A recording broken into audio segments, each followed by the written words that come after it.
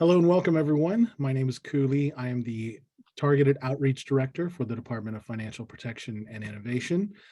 Thank you for joining our webinar. I'd like to give everyone one more minute. I know it's right at noon. People are just getting out to lunch. It might be just logging in. So I'm going to give everyone one more minute to get logged on before we get started. It's going to be a fantastic webinar. So thank you for your patience.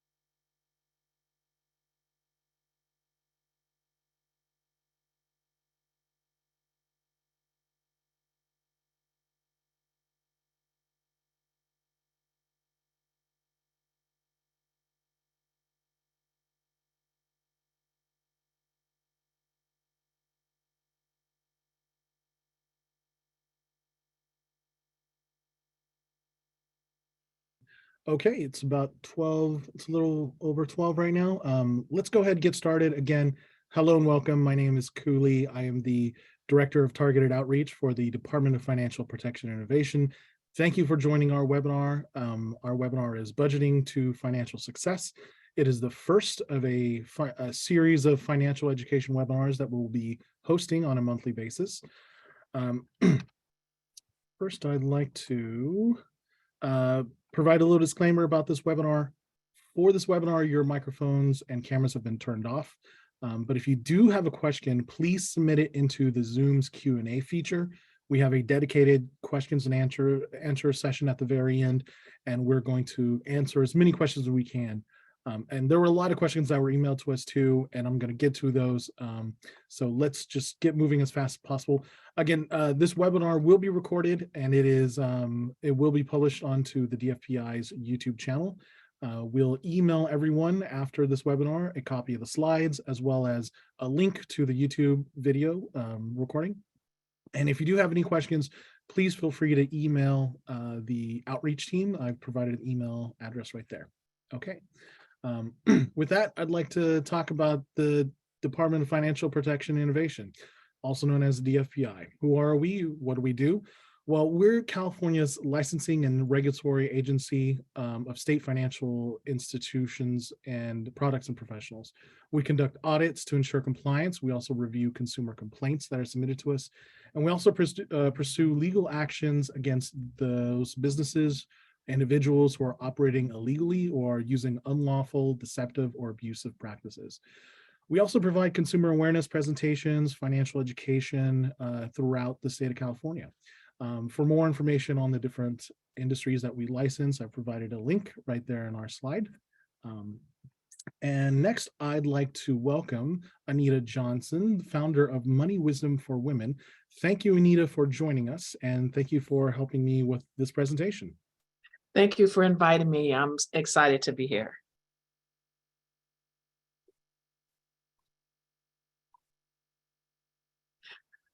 Well, we're going to be talking about budgeting today and budgeting to financial success. And so one of the goals is, or the mission is, to give you some good financial budgeting tips so that you can go and create your own budget, not just create it, but to maintain it. So the first thing actually with the money, with budgeting, is to have the mindset. What is your mindset when it comes to creating and maintaining a budget? What kind of mindset you have had in the past? And a lot of us say, oh my God, I'm getting ready to do a budget, so shoot, I can't do this, I can't do that. But let's just talk about the first things.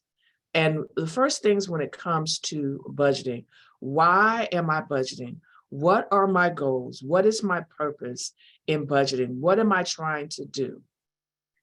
What are the priorities? What does that look like for me?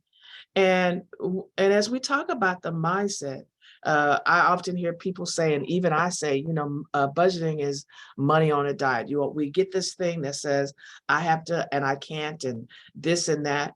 But if we kind of twist our minds to saying it's going to be a healthy process, and let's look at it as a financial spending plan and not just a budgeting plan. But you can call it what you like. But if you use the words financial spending plan, it may seem a little bit more easier for you to try to create and maintain, because it gets really kind of hard to maintain a financial spending plan. It's really kind of hard to do that.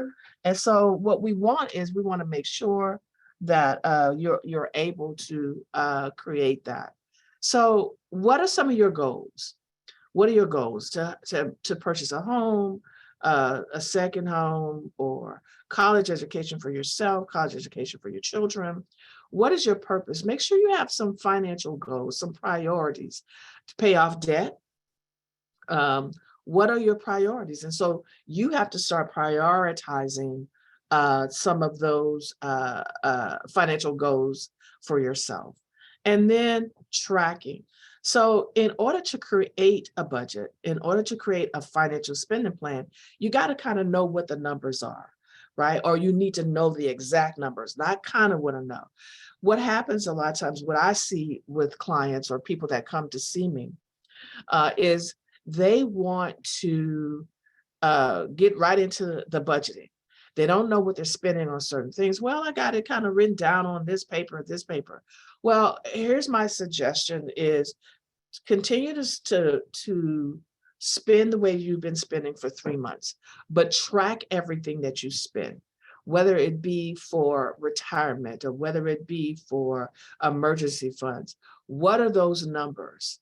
What are those numbers? And now you have in the 3 months, you have a more accurate number of what you're spending. Now, some months may vary than other months. That may be because it's the holidays or it was somebody's birthday, but track it and then you know it.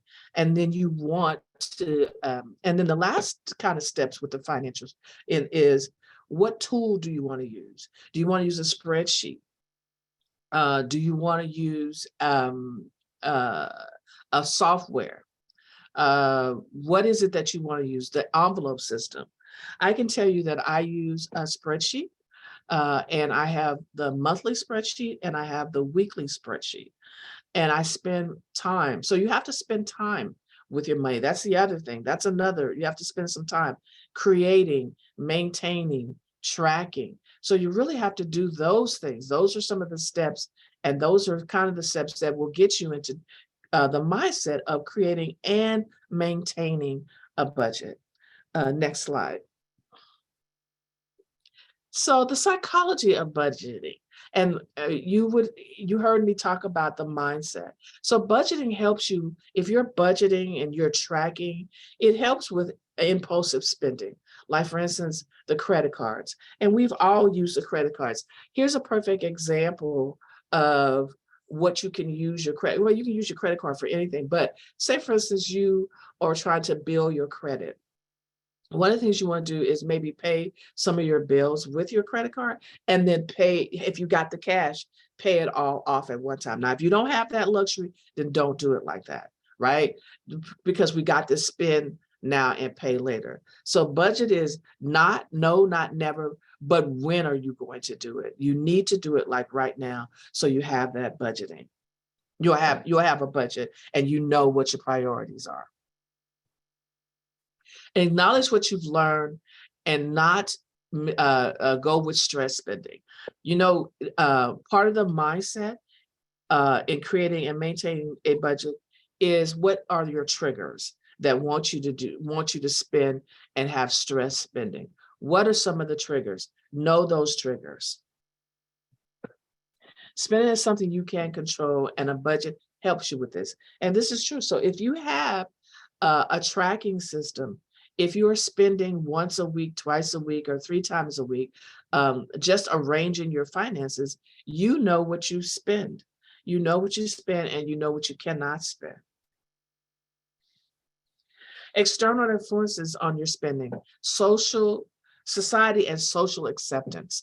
Very, very, very good one. When we look at all the advertising, I don't know how many of you guys looked at the Super Bowl, but there was a lot of advertisements on there, a lot of peer pressure stomach things coming, peer comparing, well, my brother has this, or my wife's friends have this, and I don't have this. And then, of course, it's family. So a lot of that is, how do we feel about ourselves? When I first got into what I'm doing, before I went to college for accounting, my first degree, my dad said, if you can't count your money, you can't do anything. So one of the things is that you want to be able to count your money. And a lot of times we spend money to impress people we don't like.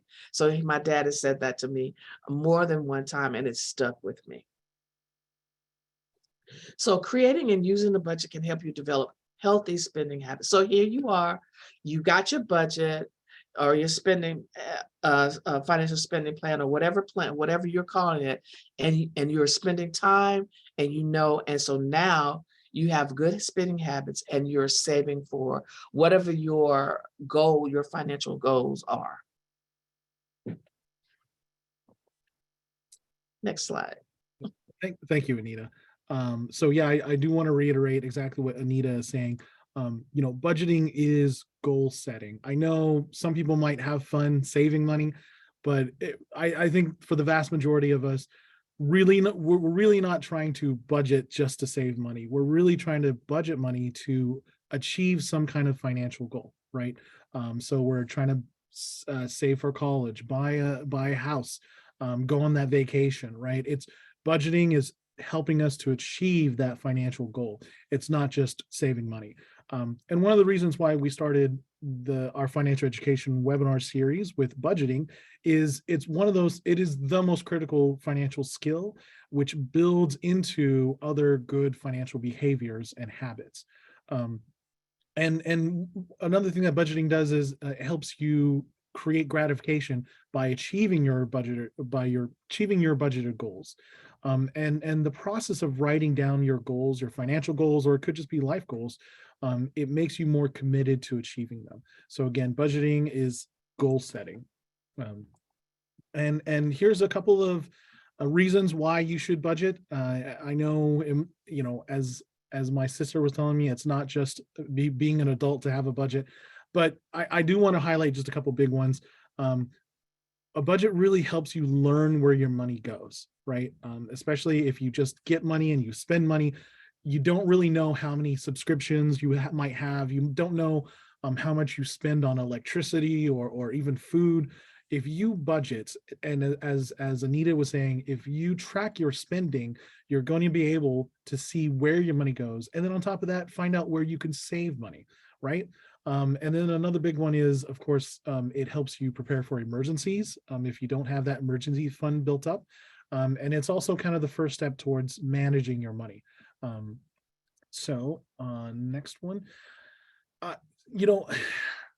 I've had a lot of really big discussions about what the right way to budget is, and I don't think there's any right way. I think there's a way that works for you.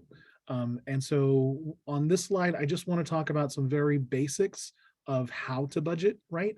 So first you want to determine your income. So things like your salary, any kind of passive income you might have, as well as anything that you sell occasionally, eBay, Amazon, whatever. You want to categorize that as your income. Next, you want to determine what your debts are. And a lot of people get debts and expenses kind of mixed up. Debts are kind of obligations, right? You've made some kind of obligation to pay these. So you have student loans, car loans, a mortgage, credit cards. You've taken out you've taken the money, spent it, and now you're promised to pay it back. And so these are kind of, that's a debt. Now, fixed expenses, something like food, utilities, gas or transportation, those are expenses which may vary a lot, right? From month to month, and but you should be able to also control those. So things like food costs, utility costs, transportation costs. you might be able to control how much you spend on those versus debts where most of the times they're very set, right? You have like a minimum payment required. And then another part of your budget, again, you don't want to forget out on doing some fun things. I wouldn't go too deep on those, but again, you do want to budget for some fun things because you might go crazy otherwise. And definitely want to have a miscellaneous or emergency category, saving money for those things that might happen. You get a flat tire, you might have some medical emergency, your family might have some kind of medical emergency, you need to go buy a ticket to fly out there. So you always want to save up a little bit for that emergency fund. And finally, something that people forget on their budgets is just their financial goals. You really want to write those down because, again, the point of budgeting is to set a goal and to achieve those goals, right? So whether it's saving up for a house, buying a new car, going on vacation, or saving for retirement, you want to write that down. And every time you look at your budget, you'll see how close you're getting to achieving those financial goals. And of course, it's just a very basic mathematical equation here: income minus debt minus expenses minus your funding emergency cost will equal whatever's left for your financial goals, right? So again, my staff and I have talked about different budgeting strategies. There's a lot, and I'm not going to go over all these, but I did want to leave these in your slides so that if you want to look at how to do any of these, you could Google them. There's tons of YouTube videos, but here's a bunch of them. And then next, I want to go over some pro tips to budgeting, right? And I know it's kind of very obvious, but it's not. It's easier said than done, right? Spend less than what you make. So you want to try to spend less money on your debts, on your expenses, fun, all that, than what you bring in on your income. I know it's very basic, and I definitely acknowledge that it is easier said than done. But with a budget, you can definitely determine how much you make and then how much you spend per month. And again, the idea is that you just spend less than what you bring in. You do want to, for the very first month, I recommend just checking your budget every week, making sure you're on top of it. If you share finances with someone else, a partner of yours, a spouse, you want to definitely create a budget together. Also, remember that every month is different. There are different holidays, family occasions that might happen. And when you create a monthly budget, you want to make sure to budget for that specific month. We talked about monthly basis and updating every month.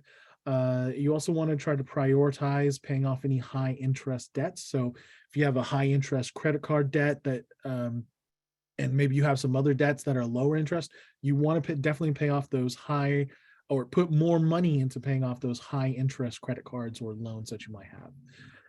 And then there's, as Anita said, there's lots of different budgeting tools out there, whether it's just a spreadsheet or an online tool, an app. There's tons of them. I'd say do your research, find the one that works for you. Not everyone wants to use a spreadsheet. Not everyone wants to use an app, but anything, pen and paper is perfectly fine. A whiteboard if you want. Whatever works for you is what works for you. Of course, we talked about, goals, right? Short-term, long-term goals are something you could always use to help you keep moving your budget forward. And then again, something Anita touched on, and I think it's so important, is be content, right? Quit comparing yourself with others. Be confident in who you are, and that car you drive does not define you. And just be happy and understand that you have a financial goal that you want to reach, and don't compare yourself with others. Last one. Added this one at the last minute. Create barriers to spending. If you have a very bad spending habit, as someone I know very closely has a bad spending habit, what she did is she detached her credit card from her Amazon account. So now she can't just impulse buy on Amazon, right? Again, create barriers to spending if you know you have bad spending habits. Okay, Anita?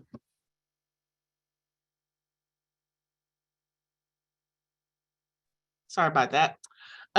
Common reasons people stop budgeting: they start too fast and they try to save too hard, or they don't have the basics, and they like, oh, I'm ready to go, start it.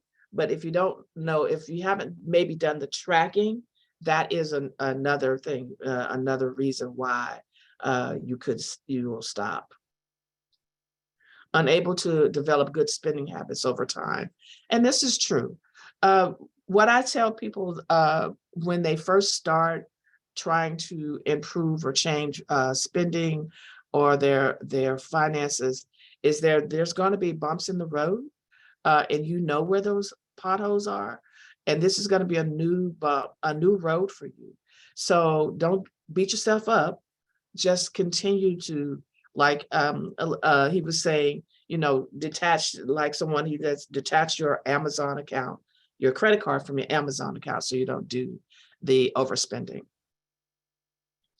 Despair for not reaching and achieving financial goals, unrealistic goals. Some people, hey, I want to pay off, $5,000 worth of debt, pay my car off, and this and that, all in, the next 2 years. Well, that may be an unrealistic goal. So what you have to do is you have to have realistic goals in order to achieve your financial dreams. Budget when you're off track and did not budget correctly. Again, every system is different. Everybody's going to be different. And so the system that I use is a spreadsheet where I have the monthly spreadsheet and I have the weekly spreadsheet that says, this is what I'm going to pay. This is what I got to pay. This is what I'm going to pay on this month. And so that keeps me on track. And I do that for business as well as personal. So some of those things you want to be able to do, and you got to follow up. So, and I do this every week. I do this every week with myself. So I know where I'm at. So starting on Monday, I sit down and I go over it and I do my updated ones. And again, here, you might, your budget may be, if you put in holidays, birthdays, and things like that, then your budget won't be too far off. And again, tracking is another good way. Financial situations change. We buy a home, we have to purchase a car, some miscellaneous thing comes up, and they do change. So you got to be a little flexible. That's why when you're tracking and you track for 3 months and you've got an average, you may want to add 5 to 10% to that number, excuse me, just in case something comes up. And as of course, this is one of the bigger things, is that sometimes your family members are not on board, whoever that might be, but you continue to be on board. And a lot of people do things when they watch. They'll come along if they watch you and see that you're doing it and keeping up with it. It's too easy to spend money on credit cards. This is true. So be careful of your credit cards. Some of the advice that I got about credit cards, my voice, was that if you have a credit card, you should again pay it off if you can, but make sure that if you're not paying it off, make sure it's only 2% of what the balance was at the beginning of the month. So be careful with spending that with that. And sometimes budgets are too stressful, but in the long run, you'll be better off with it.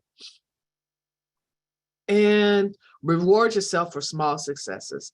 Definitely. So take yourself to the movies, take a longer bath, take a longer walk, whatever turns you on that will make you reward yourself. Just reward yourself. Figure out what your reward is.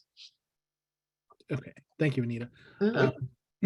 I know we're coming up to the 30-minute mark. We might go a little bit over because I do want to answer some of these great questions we've received. Last slide before we hit the questions, and we wanted in on positive note.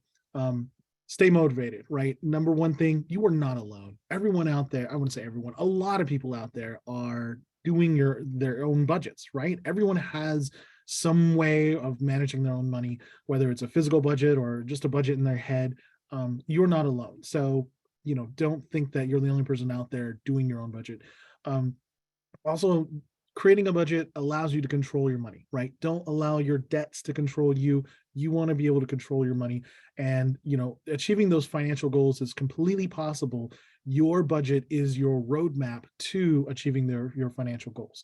And if you have financial anxiety, and I know a lot of people, honestly, I really do know a lot of people with financial anxiety, and anxiety. It could be over loans they might have, student loans, car payments, rents or mortgages. There's a lot of people with financial anxiety. And if you create a budget, it can give you the confidence and the relief you need to know that, oh, I do have money, or I can find extra money by cutting certain expenses. And it will give you the confidence to sleep better at night, right? I'll give you an example. I have a family member, who recently just did their budget, and they realized that they were spending a lot of money on electricity, and they just started looking at all the things that trying to figure out why the electricity bill is just so high, right? And it a lot of the small things just add up. Leaving your computer on. Also, did you know if you wash your clothes on warm or hot water, that actually is a lot of electricity right there. If you just wash cold water, cold tap water, it gets your clothes just as clean, and it saves a lot of electricity. So little things like that you would not know if you actually did not do your budget, right? So again, stay motivated. You can achieve those financial goals. With that, I do want to go to our questions. Looks like again, reminder, if you do have any questions, please feel free to submit it in the Zoom's Q&A feature. We have one right here. It says, where can I save my emergency fund and keep it separate from checking's general spending? Anita, did you want to answer that? I can answer it if you want. Sure. One of the things, and you could talk to your financial advisor about this. One thing is that you could probably use that emergency fund inside a money market account where it can earn some interest, and you have access to it. You can just, if you need it, you can go online and have it transferred to one of your regular checking or savings account. So talk to your financial advisor about it.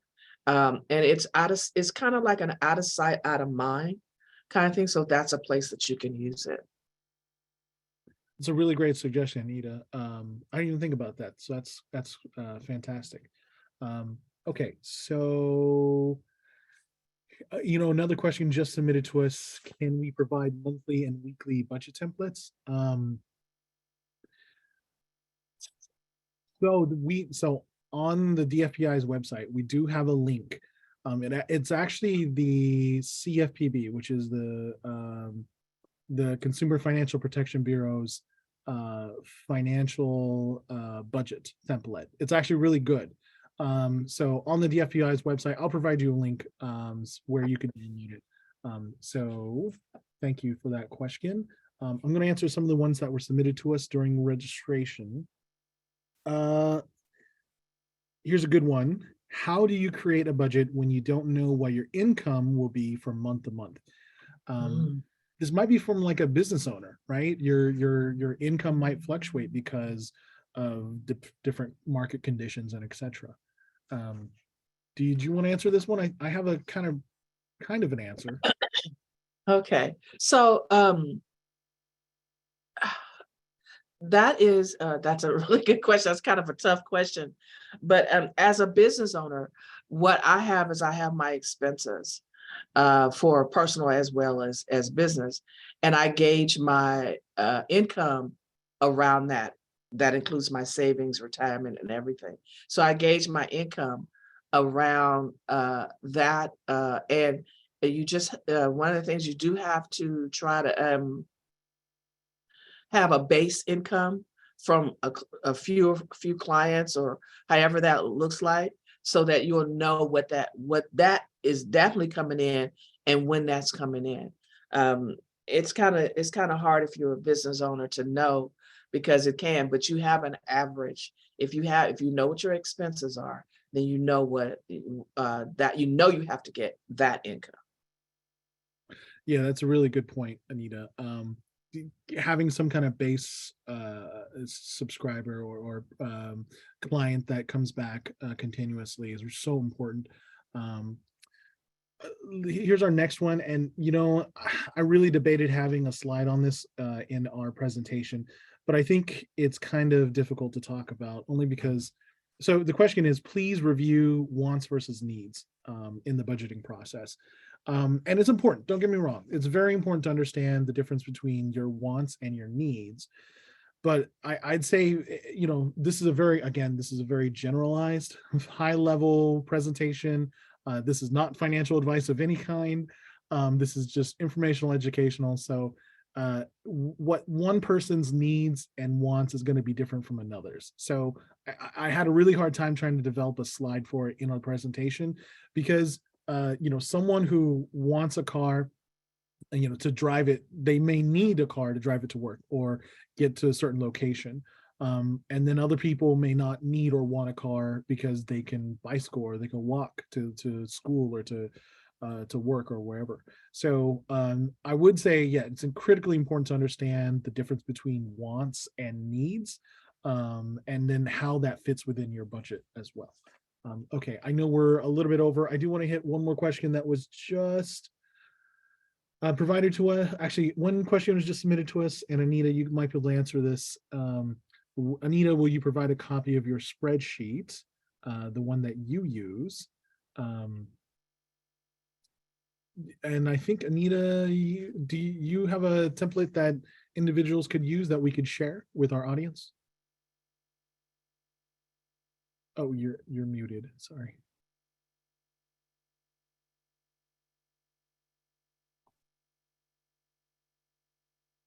Muted. I'm sorry, I'm muted. It's okay.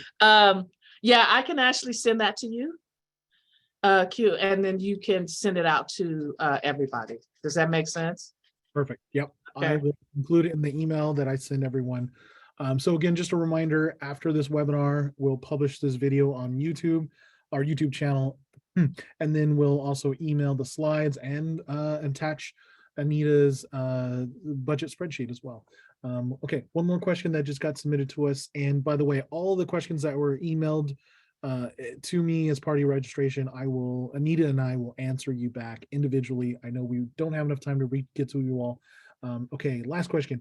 How do I start or find a good financial advisor that works with me, especially if I don't know anything? Do you want me to answer that? Yeah, go ahead. I would, so ask friends and family, of course, if anybody uses a financial advisor. The other thing is there's a financial association that that you can look up and review financial advisors' information, if they've ever been in any trouble or any of those things like that. So first start with friends and family and ask them about it. The questions that you might want to ask a financial advisor once you've interviewed them is, how do you charge? Is it in the front or the back? Is it in the middle? All of those. So you want to ask those questions because those things are important. You have to know those things for yourself in order to ask those things. Do you want to pay them now? You want to pay them later, or you pay them for every transaction? All of those things are important. So that's how you can base your financial advisor, who you hire for your financial advisor. Yeah, really great tips there. Thank you, Anita. I'll add one more. When you're looking for a financial advisor, I would highly, highly recommend those advisors who have a teaching mindset. In other words, they're going to tell you what to do, right? Hey, put your money here, spend here, cut expenses here. But they're also going to be the ones who will teach you why, right? Why do you want to put your money here? Why do you want to cut your expenses? And they're more than happy to explain it to you. You want to get one of those, again, financial advisors who just doesn't tell you what to do, but they're also are happy to explain it for you. Okay. I know we're definitely past. Finally, I do want to say a couple different things. Subscribe to the DFPI's monthly newsletter if you haven't had a chance yet. We publish, again, on the newsletter, all the different events that happen, including the upcoming financial education webinar series and other events that we have going on, as well as consumer alerts and other different webinars. So please subscribe to us. Connect to us on social media. I've provided all of our contacts there. And finally, next month's webinar, which will be on March 8th at noon again, it'll be on building, maintaining, and repairing credits, and learning how important credit is. So there's a link to it right there. Please register and join our webinar next month. I do want to say a special thank you to Anita for joining us. She's been fantastic.